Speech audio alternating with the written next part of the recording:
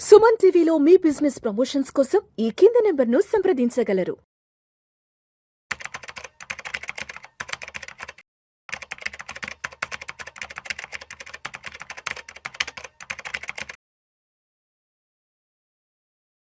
Sir నమస్తే sir. నమస్తే విష్ణు గారు. రామచంద్రమూర్తి గారు, మన ఇండెక్స్ సెన్సెక్స్ కి సంబంధించి ఒక కొత్త రిపోర్ట్ ఇచ్చారు మోర్గన్ స్టాన్లీ వాళ్ళు. న్యూస్ ఏంటో ఒకసారి చదువుతాను సార్. ఈ ఏడాది డిసెంబర్ చివరాఖరికల్లా సెన్సెక్స్ 1,07,000 పాయింట్లకు చేరుకుంటుందని అంతర్జాతీయ బ్రోకరేజీ సంస్థ మోర్గన్ స్టాన్లీ అంచనా వేసింది అంటున్నారు. అవునండి. సరే, 1,07,000కి చేరుకుంటుందని చెప్పారు కదా. ఒకవైపు ఏమో అంతర్జాతీయంగా అనిశ్చితి, గ్లోబల్ గా చూస్తే రకరకాల నెగిటివ్ వార్తలు, ఈ ట్రంప్ యాక్షన్స్ రియాక్షన్స్ ఏంటో అర్థం కావట్లేదు. అంటే వాళ్ళు ఏ అంశాలను దృష్టిలో ఉంచుకొని, ఏ పారామీటర్స్ ని వాళ్ళు దృష్టిలో ఉంచుకొని మరి 1,07,000కు సెన్సెక్స్ చేరుకుంటుందని వాళ్ళు రిపోర్ట్ ఇచ్చారు. మరి ఇప్పుడున్న పరిస్థితుల్లో ఇది పాసిబుల్ అయ్యే అవకాశం ఉందా? అంటే ఈ ట్రంప్ లాంటి ఇష్యూస్తో, ఇలాంటి అరాచకాల మధ్య మార్కెట్ వెళ్తున్నప్పుడు ఇది పాసిబిలిటీ ఉందా?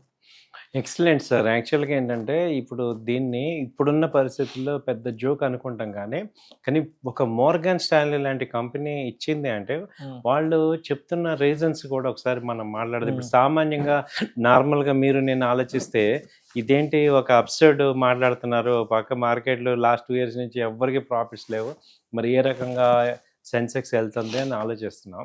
అయితే వాళ్ళు ఏం చెప్తున్నారంటే ఇప్పుడు మార్కెట్స్ డౌన్ అవుతున్నాయి కానీ ఇండియాలో గ్రోత్ రేట్ పెరుగుతుంది. 6% జీడిపి గ్రోత్ రేట్ ఉంది, అంటే జీడిపి ఉంది. ఇంకొక మేజర్ పాయింట్ ఏంటంటే ఇండియా పాపులేషన్ 145 crores. సో ఇప్పుడు యుఎస్ మన్ని ఎంత అవాయిడ్ చేయాలన్నా ఎవరికైనా ఇండియా కావాలి. అసలు ఇండియా పాపులేషన్ ఏ వస్తువైనా కానీ ఇండియాలో మేజర్గా సెల్లింగ్ ఉంది. కాబట్టి ఏమవుతుందంటే కంపెనీస్ అన్నీ కూడా whether interested or not, they are coming to India and start making manufacturing facilities ఉండి ఇండియన్ పీపుల్కి తగ్గట్టుగా వాళ్ళు డిజైన్ చేసుకుంటున్నారు. ఇప్పుడు మీరు అన్నట్టు యుఎస్ కంపెనీస్ కంప్లీట్గా మనం యుఎస్తో డీల్ చేయకపోయినా నష్టం లేదు, కానీ యుఎస్ ఇండియాతో డీల్ చేయకపోతే నష్టమే. ఇప్పుడు ఫేస్బుక్ ఆగిపోయింది అనుకోండి, మనకి ఆల్టర్నేట్ ఉంది. బట్ ఫేస్బుక్ ఆగిపోయింది అనుకోండి, సపోజ్ యుఎస్కి ఎక్కువ లాస్, ఫేస్బుక్ ఎక్కువ లాస్.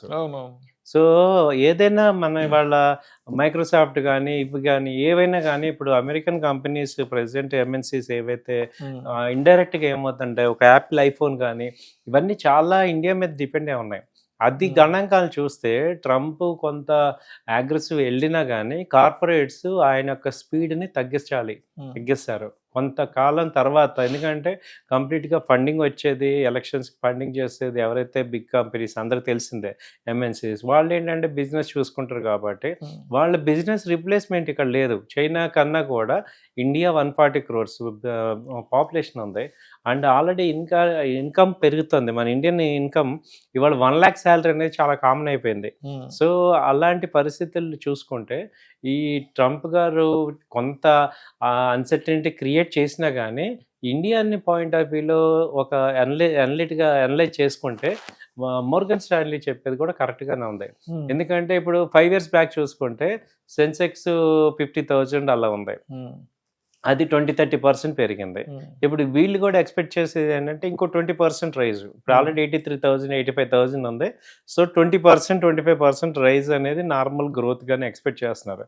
కాకపోతే ఏంటంటే ఈ విషయాన్ని మేబీ ఇయర్ ఎండ్కి రాకపోయినా 1 year 2 years స్పాన్లో అయితే కనపడుతుంది. ఇప్పుడు ఇయర్లీ 10% వేసుకున్నా మనం 27కి, ఎందుకంటే ఇండియాలో 27 చాలా గ్రోత్ కనపడుతుంది. ఎందుకంటే బుల్లెట్ ట్రైన్స్ వస్తాయి, ఆ తర్వాత రైల్వేలో ఈ యొక్క వందే భారత్ రైల్వే మొత్తం స్ట్రీమ్ లైన్ అవుతుంది. అలాగే హైవే ప్రాజెక్ట్స్ అన్నీ కూడా ఏమవుతుందంటే ఆల్మోస్ట్ కాశ్మీర్ నుంచి కన్యాకుమారి వరకు అన్ని రోడ్లు చాలా ఇన్ఫ్రాస్ట్రక్చర్ చాలా పెరుగుతుంది. తర్వాత మూడోది ఏంటంటే ఎయిర్పోర్ట్స్, ఒక 80 కొత్త ఎయిర్పోర్ట్స్ వస్తున్నాయి.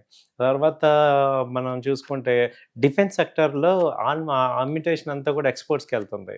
కాబట్టి 27లో చాలా గ్రోత్ కనపడుతుంది. కాబట్టి ఇదంతా ఏమవుతుందంటే మెటీరియలైజ్ అయ్యి మనకి రీచ్ అవుట్ అయ్యి విజిబిలిటీ వచ్చేటప్పుడు ఇప్పుడు చిప్ ఇండస్ట్రీస్ ఇండియాలో తయారు, సెమీ కండక్టర్స్ ఇండియాలో ఉన్నాయి.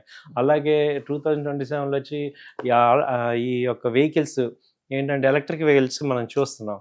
సో ఎప్పుడైతే ఎలక్ట్రికల్ వెహికల్స్ ఒక 50% కనుక ఇండియన్ మార్కెట్కి వచ్చేసాయంటే ఈ క్రూడ్ మీద డిపెండెన్స్ తగ్గిపోతుంది.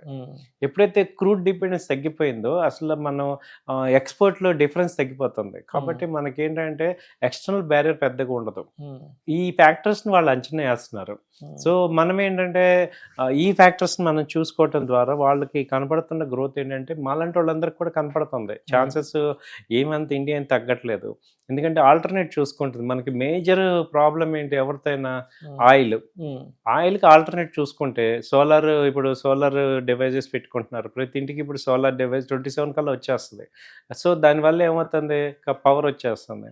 ప్లస్ ఈ యొక్క ఆయిల్కి ఏమో ఎలక్ట్రికల్ వెహికల్స్ మనకి వచ్చేస్తున్నాయి, 2 వీలర్స్ బాగా వచ్చేస్తున్నాయి. సో ఇలా ఒక 30% 40% కనుక మనకి 2 వీలర్స్ షిఫ్ట్ అయిందంటే ఆటోమేటిక్గా క్రూడ్ మీద డిపెండెన్స్ తగ్గిపోతుంది. సో డెఫినెట్గా కరెంట్ అకౌంట్ డెఫిసిట్ అనేది మనకి ప్రాబ్లం ఉండదు. గోల్డ్ ఇంపోర్ట్స్ అంటారా, గోల్డ్ ఏంటి, ఎవరైతే హై నెట్వర్క్ పీపుల్ అఫోర్డబుల్ పీపులే బై చేసుకుంటారు. కాబట్టి దానివల్ల మనకి గవర్నమెంట్కి పెద్ద ఎఫెక్ట్ ఉండదు. ఓన్లీ క్రూడ్ వల్ల ఎఫెక్ట్ ఉంది. కాబట్టి 2027 కల్లా కూడా ఈ క్రూడ్ నుంచి 50% మనం బయటపడే ఛాన్సెస్ ఉన్నాయి. కాబట్టి గ్రోత్ కంపల్సరీ కనపడుతుంది. అంటే ఇవాళ ఏ కంట్రీ మనకి సపోర్ట్ చేసినా చెయ్యకపోయినా మనకు వచ్చే ఇబ్బంది ఏముండదు అనేది అయితే మోర్గన్ స్టాన్లీ చెప్తున్నారు. కాబట్టి గ్రోత్ రేట్ ఉంది. ఇంకోటి ఏంటంటే స్టాక్ మార్కెట్లో మేజర్గా మనకి ఎస్ఐపిస్ బాగా వెళ్తున్నాయి. సో దాదాపు 20 lakh crores మార్కెట్లో ఎస్ఐపి ఉంది. ఇప్పుడు పీపీఎఫ్ ప్రావిడెంట్ ఫండ్ కూడా ఈ మార్కెట్లో ఇన్వెస్ట్ చేసుకోమంటున్నారు. కాబట్టి ఓన్లీ ఎఫ్ఐఎస్ లేకపోయినంత మాత్రాన ఇంతకుముందు బ్యాడ్లీ డిపెండెంట్ 10 years బ్యాక్ చూసుకుంటే ఎగ్జాక్ట్లీ అసలు ఈ పార్టీకి మార్కెట్స్ కొలాప్స్ అయిపోయాయి. అవును. బట్ కోవిడ్ తర్వాత నుంచి డిఐస్ ఇన్వెస్ట్మెంట్ పెనిట్రేషన్ బాగా పెరిగిపోయింది. డిఐస్ పెరిగిపోయింది. అలాగే రీటైల్ క్లయింట్స్ కూడా ఎవరు భయపడలా. ఎందుకంటే ఇన్వెస్ట్మెంట్ చేసుకుంటాం. మనం చూసిన ఏ అకౌంట్ ఎవరు చూసినా కానీ 5-6 లక్షలు 10 లక్షలు ఇన్వెస్ట్ చేసుకుంటున్నారు. పెరిగినప్పుడు అమ్ముదాం అనే పాయింట్లో ఉన్నారు. కానీ అది వరకు రీటైల్ క్లయింట్స్ కూడా విపరీతమైన ఫీర్ ఉండేది.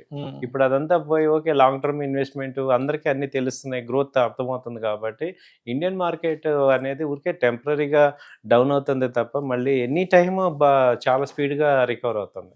మీరు అబ్జర్వ్ చేస్తే ఇంకోటి ఏంటంటే యూరోపియన్ గ్రోత్ కంప్లీట్గా ఆగిపోయింది. సో యూరోపియన్ డీ గ్రోత్లో ఉంది. యుఎస్కి ఏమో గ్రోత్ కనపడలా. సో ఉన్న గ్రోయింగ్ కంట్రీస్ చూసుకుంటే, ఎమర్జింగ్ కంట్రీస్ చూసుకుంటే ఇండియానే షైనింగ్ అవుతుంది. అందుకే ఏంటంటే ఇప్పుడు డెవలప్మెంట్ అంతా ఇండియాలోనే ఉంది. కాబట్టి నెక్స్ట్ 5 years మంచి ర్యాలీ వస్తుంది. మీరు అన్నట్టు 1 lakh అనేది పెద్ద అంటే 1 year కాకపోయినా 2 yearsకి అయితే ఛాన్సెస్ కనపడుతున్నాయి. Thank you sir. Thank you so much.